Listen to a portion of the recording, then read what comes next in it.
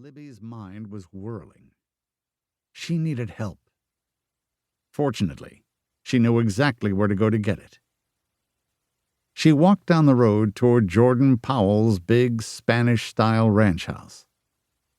The only transportation Libby had was a pickup truck, which was in the shop today having a water pump replaced.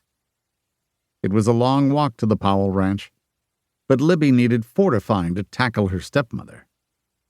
Jordan was just the person to put steel in her backbone. It took 10 minutes to walk to the paved driveway that led through white fences to the ranch house. But it took another 10 minutes to walk from the end of the driveway to the house. On either side of the fence were dark, red-coated Santa Gertrudis cattle, purebred seed stock, which were the only cattle Jordan kept. One of his bulls was worth over $1 million. He had a whole separate division that involved artificial insemination and the care of a special unit where sperm were kept.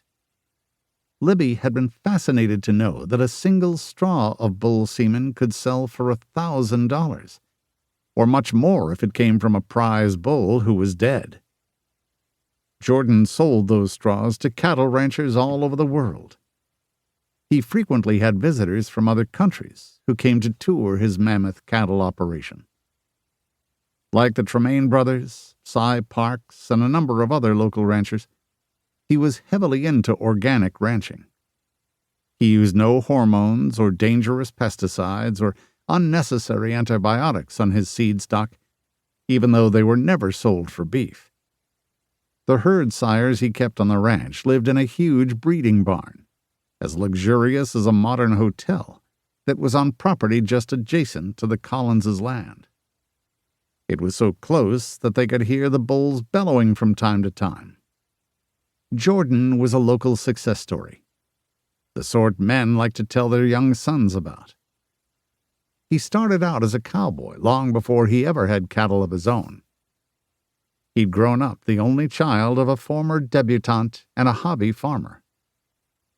His father had married the only child of wealthy parents, who cut her off immediately when she announced her marriage. They left her only the property that Jordan now owned. His father's drinking cost him almost everything. When he wasn't drinking, he made a modest living with a few head of cattle. But after the sudden death of Jordan's mother, he withdrew from the world. Jordan was left with a hard decision to make.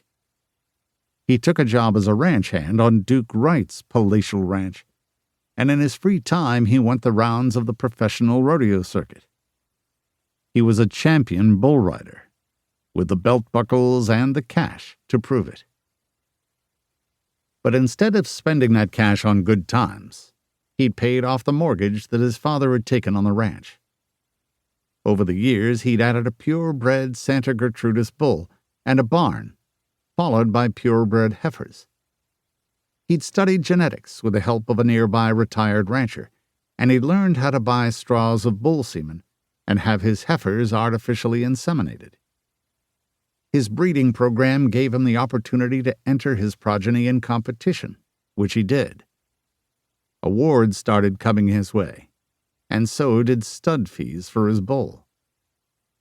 It had been a long road to prosperity, but he'd managed it, despite having to cope with an alcoholic father who eventually got behind the wheel of a truck and plowed it into a telephone pole. Jordan was left alone in the world. Well, except for women. He sure seemed to have plenty of those, to hear her brother Kurt talk. Libby loved the big, dusty yellow adobe ranch house Jordan had built 2 years ago, with its graceful arches and black wrought iron grillwork. There was a big fountain in the front courtyard, where Jordan kept goldfish and huge koi that came right up out of the water to look at visitors. It even had a pond heater to keep the fish alive all winter. It was a dream of a place. It would have been just right for a family. But everybody said that Jordan Powell would never get married. He liked his freedom too much. She went up to the front door and rang the doorbell. She knew how she must look in her mud-stained jeans and faded